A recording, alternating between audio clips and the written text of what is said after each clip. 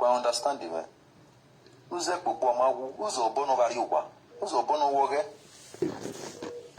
wa gwale DNA makanwa the money okay we gwale DNA you want the truth about Monica ugo uko pia na nwa okay kan gbe ime wure la video na go e na do reply we ugo kan gbe wo pe a apa obobo ku ugo uke kan uke ogbon na me nwa me ma wo me Monica mi ro pa e Monica gwale mo go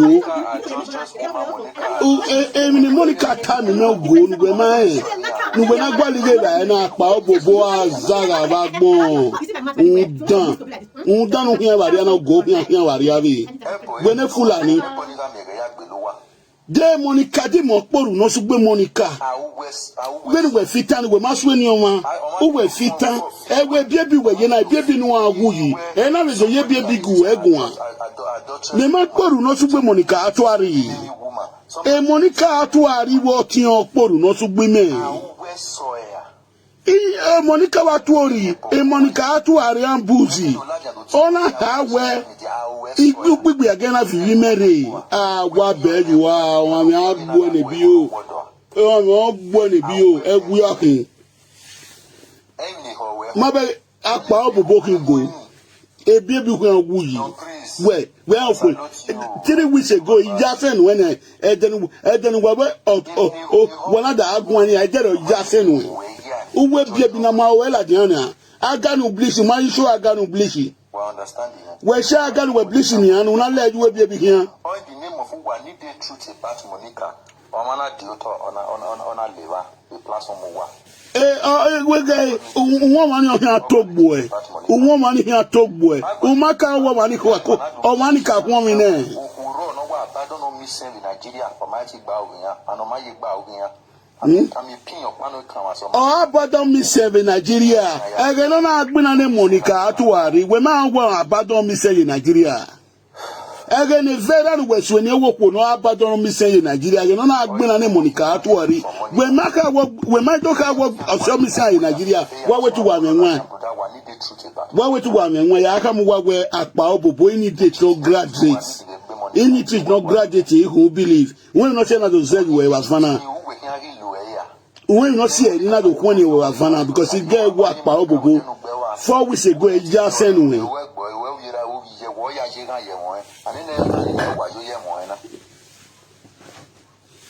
Ugo point of correction. Several times ya time we make poru no sumbo Monica. Iwe video.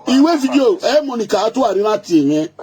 After 2 hours on la live video. Ona da aro we here. So no think about na ari enu we go so pop boy. Ogbanokwo fi e wanokwo koko o si ni fana ro wa na ni o me no de frase o ni we to o we de wo se digwe o we no de account no bare yen ri gogo e abi 3 weeks ago wa tun wa na aja se ne gbu wa we palu we de Sunday sha agan we blish na we sha agan ni wabu Monica wabu be me ma poru no sugbe Monica atuari o poru no sugbe me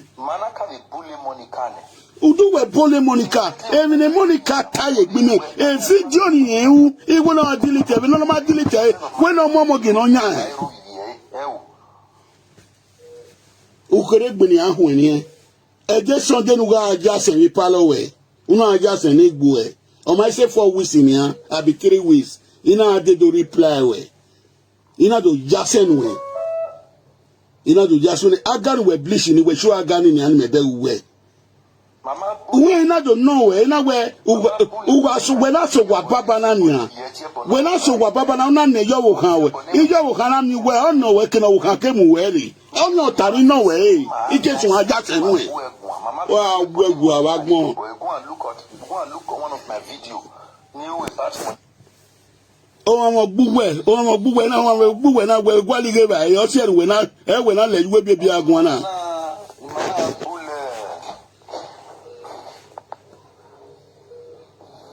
uwe bi we yin na fi agbo e o mo we gbuwe na we gwali ge ba na mo be o me no reference ni ada be sagbada viogi ne agbada na ru wala yo ke no be viogi we na we fi agbada jambuzi we na ru wala we fi agbada jambuzi na mbuzi yo obeda viogi da bi ku gbe no re France o okeru we be ya agbada no da mugi enia ya mugi e color skin ogeru wala eyan mugi bizugbe yo agbada ona we si obo ona we aso obo pare fe. Go and beg for your mistake. And the mistake you mean, to be making a big woman, go up and a bit, see on my zodi. One in the social media, one young anyway, 3 weeks ago, we just saying before we say go, many people see it. A man team, even have a team in our line. A man team in a way who go around just a neck bay. And I don't know when we are so wabania. And I walk when I saw wabania, walk when I saw wa. Eya no ekenake miwe mure de ovie fulani hu de esmel yo de pilesi owore we o ma be agbon we de na enya go aganu we blish we do show aganu we blish ebi mama se ne ya mure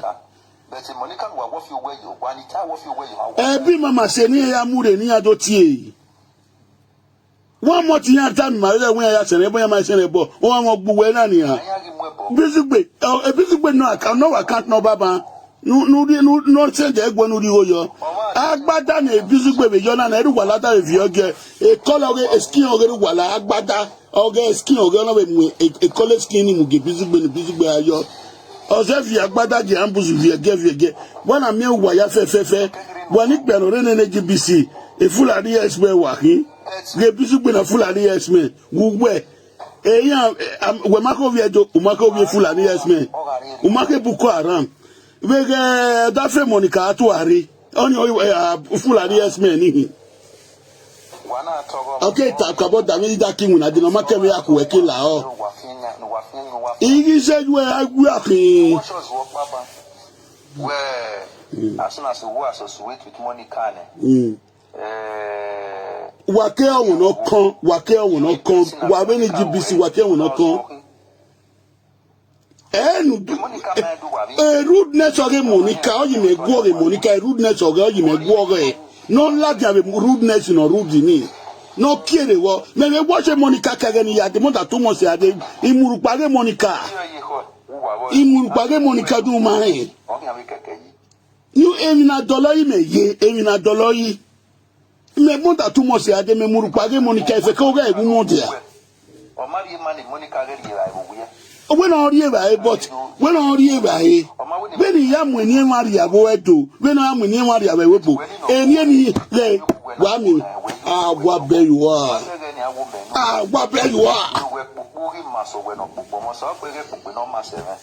boya mase enu da set bleach with organic cream nuza total camera organic cream ya fofo ona mase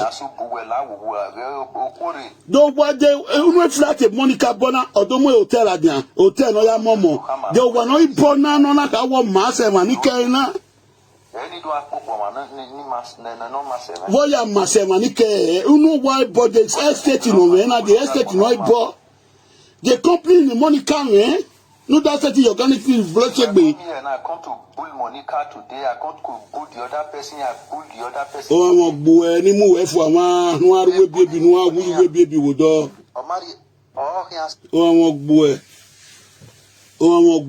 mo be call me na wuru line o filita o ma so ni o ma na do gu egun ima poru no sugbe Monica atoware ambozi iri sin na bi we video ni ya we na vie mogun Monica na time ina gbe ezo ma te we mu so kuze budi ina be ka me Monica atoware na wo ku na ga tie ku no bie me try no tie me no mu me line Monica na we fun okoni gi tie ona do gbe ezo ori ma Monica ma tie ona say do di ogun de tie ya delete of audio ni a fun me ni ogwi de tie ado poju ni yanu ko ni pe ni o ko ni gbagun I thank God today ma o ko ni gigwe de na ma o ko ni gigwe kemi no we ma mi wo ko bia na wa ko ye wa ma o ko ni gigwe ma we gigwe de na maybe December of your married to me or January of your married to me But even if come and where oboku tahi negbe we nagbopa.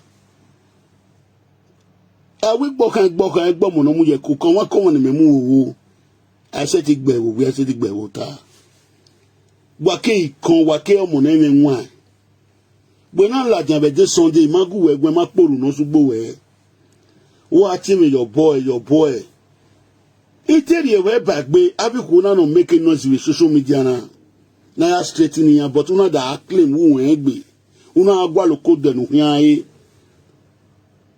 Omo pe no se ti zagbada wo nu gun a. Imati eyin ni eti imati eye boniti wa Franco menwa no se ti zagbada wo nu gun a. O sa bana do wono do lati we petuwe. O e la fa we ku na yan fi we ene de na do da fi am atati gun agun wa o no mai negbe ni an fi wa. I believe today go and check the Facebook today they are coming down today because of who den wagwalo we ni wa o wa mai mi ya o ma o pe no gwaluwe.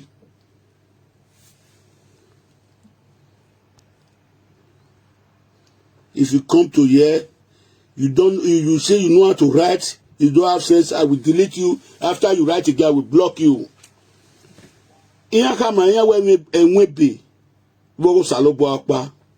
If you don't want to listen to what I'm talking, you have to pick a sense from it. I delete you or I block you. You are a coward. You are a nonosities. You are pupudukatis. We are a moniama coco wag, be a go.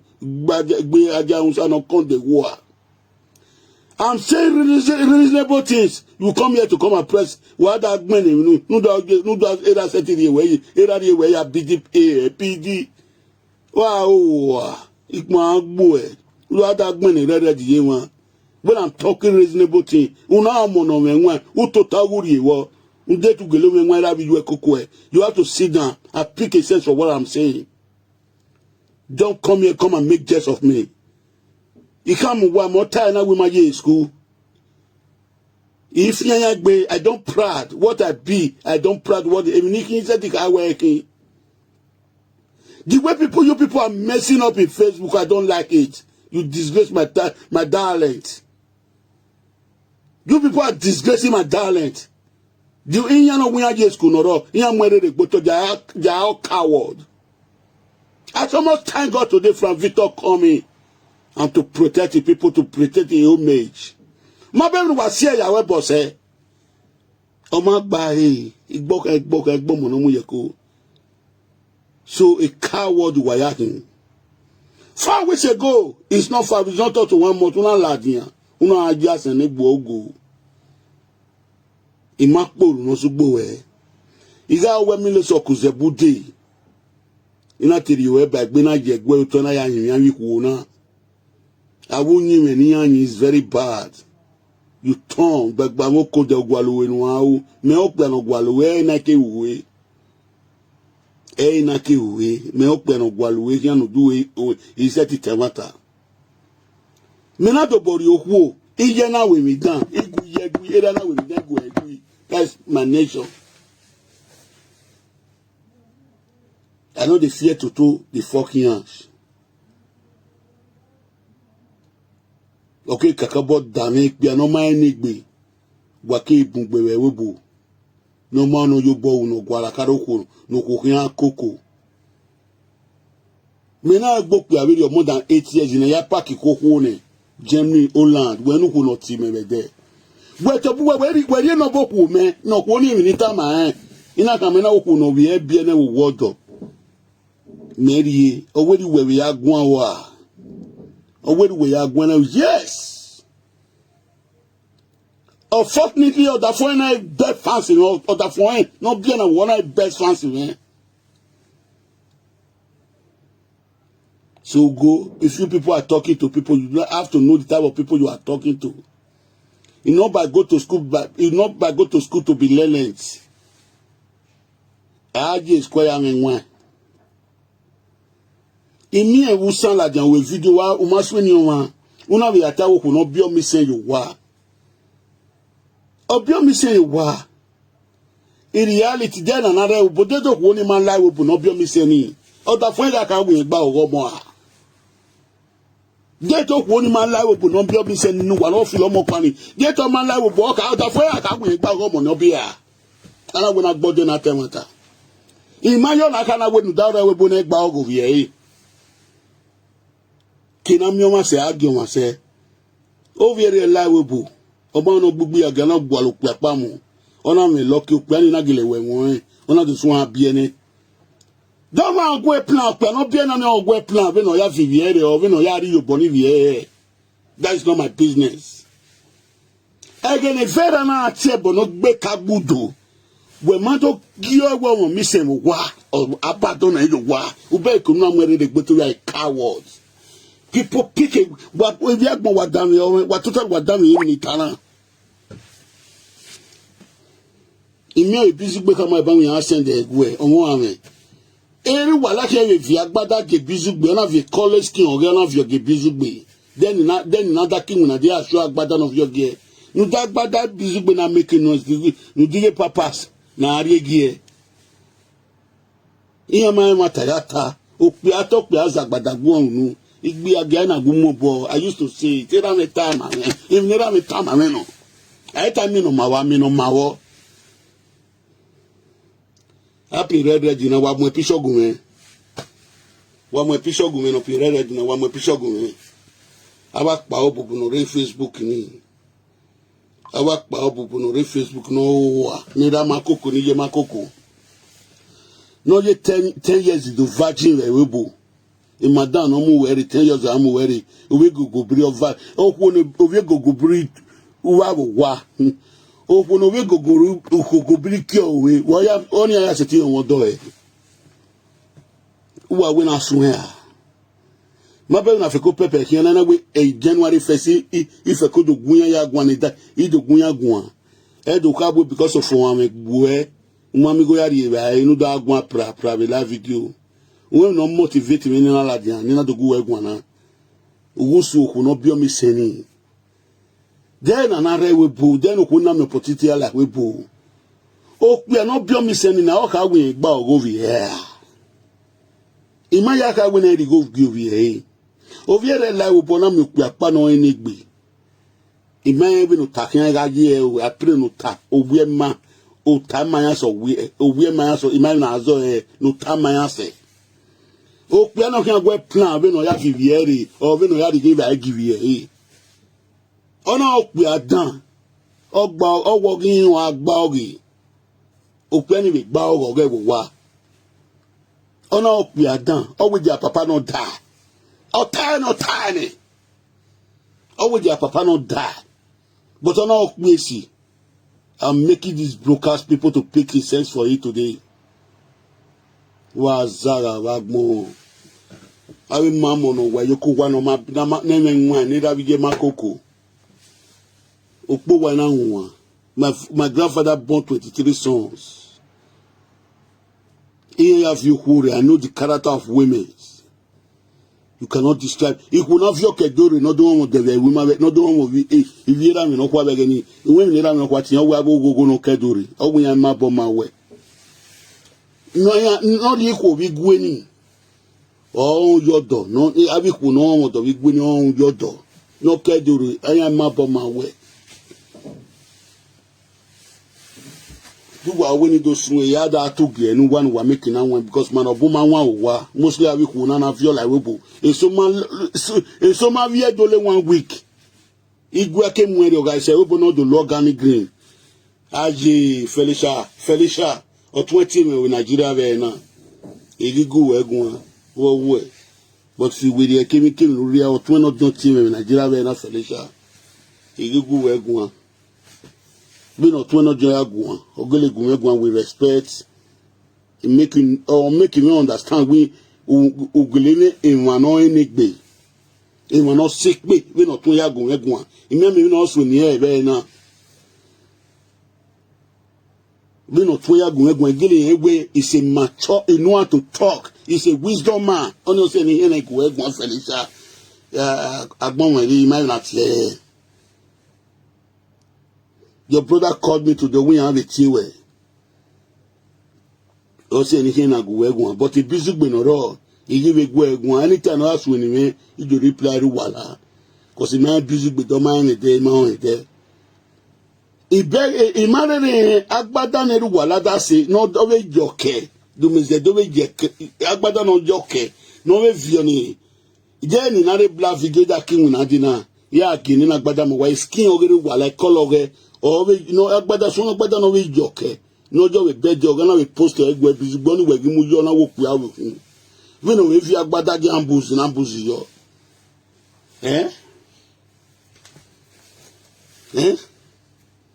imate plan we ala nya utana benu go ya gun benu ya gun piripiri ban ipe ani yan we ni bi kina o ipe yan we yan wo pe o wa yan wo pe adolu wa yi o si e ni kuna na yo bo yan wa hun o si e ni kuna na kulu wa kwa ya go pa be Germany ide ni gwale di video yan te send e gbe oku ni ewi oku no be bi o me ani ni ebe azo se ye ke me logo oku no be pay yo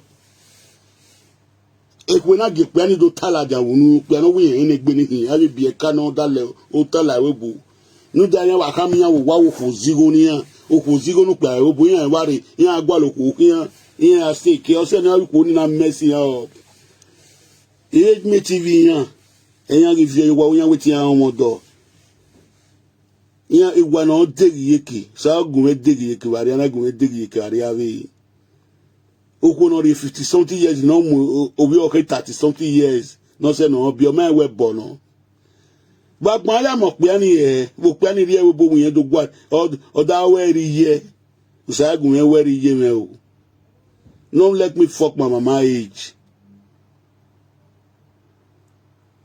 It's a pity where people are misbehaving in community, where people are man as in Azebo again now when you school. That's why I want to go to US or London or Dublin to go and go to school. In school, need to say man when a bushy lion zolo. Get him a Zebo, Mimbo Boyaga believe me say ni Gina. Get him a Zebo. Bini yani ke yo school ni zoeba. E wisdom no sabari me bini ran ya man ni. Boyaga believe me say ni Gina.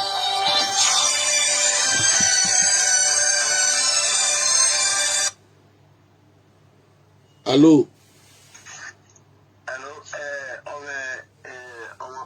Infinity Saga and block okay, what will you prefer? What will you prefer? He block it, he block it, he block it, he block it now. Odafe Monica no. Odafe Monica. Odafe West you na gbon ama we gbe yan we. Ya block it Odafe Monica no. Because when no say the gbe na kan na, e ka me we agbada ni avioge we ni do me do ye kan avioge. O si gbe no kan. Dini block e. Ubegi mono menwa. Ube mono sagia agbon. No beg when you time make it sense to the world. On that team instantly with or what that Monica no zua. He come out 3 days gonna be dadakwa. No more dada can you no saya dada we agbon mama we no sagbon da we dada. It time film away. It time ya bono man. O kon worry o kon marry. E we happen. You be a necessity expressing by public. I'm not done. If no say na melo. Ira me where you go kan zobo. O me ge no say ake wo dafe. O say na melo now. You no say ge mene. So if you do ni mo say, if you do not talk of wa ya gbe ogogo wa je. Do what there or my very meje, Nema ABCD, in other Agua Petuwi, Okin Watuta, Kinema, Kinomanoro. Anna,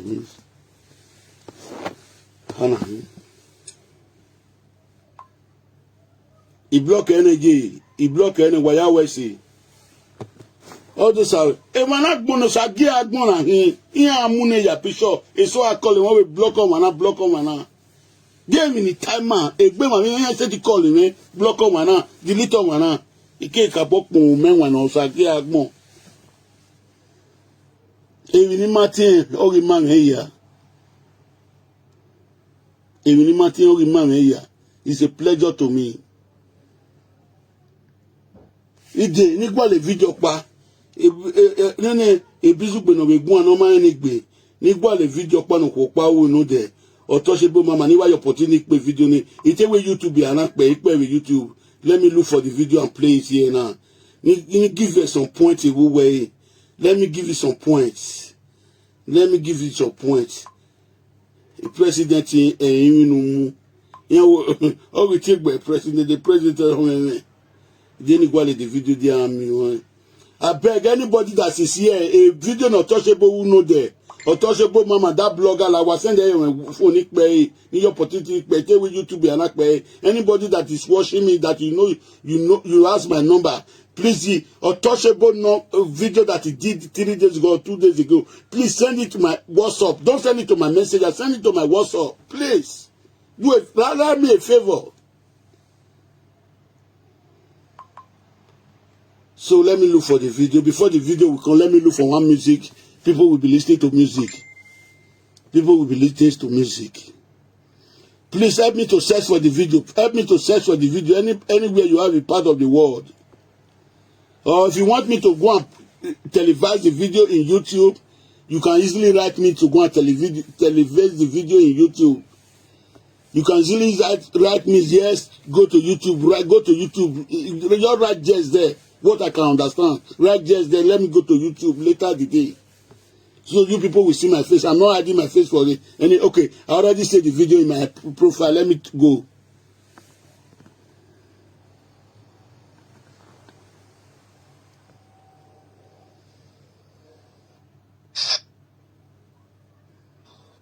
Johnny Bozo, hey, my people, what let me share now?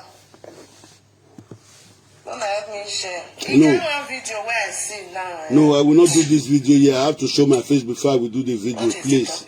My people, pardon me. Pardon me. Maybe tomorrow or next tomorrow I will come. I have a point here to clarify to a busy way. Maybe by tomorrow or next tomorrow I will come and play the video from Untouchable mama.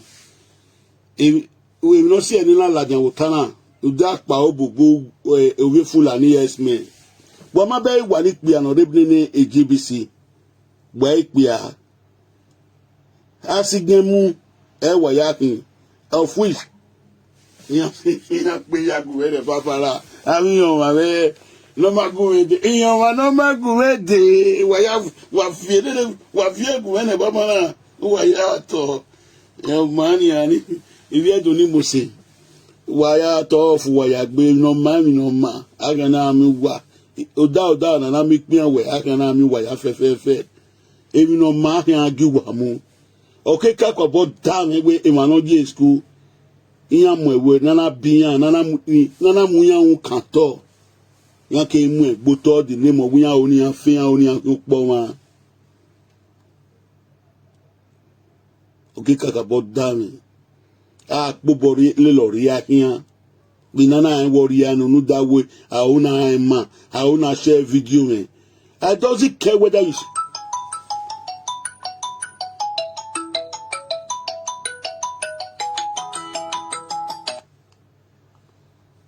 hello mom.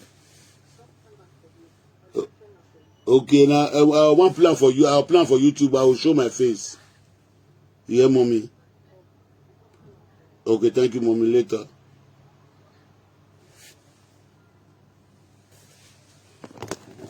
Okay, about that way man in school. Iman one day, where will they grow they come? Papa go make cocoa farm, take send off Europe. Go send their children in Europe, say me they go learn something, make they come to repair their place. Many of us can't see opportunity through Morocco route. And we can't see opportunity. Zuckerberg come bring Facebook, come out today, we will just straighten our people for life. Many of us they misuse the opportunity. We never know whether Zuckerberg will close on tomorrow. For the few time we will get now, we will take and straighten our people. Not be say be good though. Our sister na the clap and follow evil. Well, I have to end the video now. Maybe by tomorrow or next tomorrow, I don't know, I will come and play Untouchable Mama. I have a point that I want to clarify to the world. I have a point there that I want to clarify to the world. So don't be, my people, una good night. Make una no vex in a black video. I take come out to. If you don't understand this my video well, if you don't understand and well, try to repeat the video. It's a short video. Try to repeat it 3 times or 4 times and collect a point from it. Una good night, my sister, my papa, my brothers and my sister. Una good night. Make una sleep well. God go bless you at the morning. He go bless you for night. He go bless you in the afternoon. Make una good night to.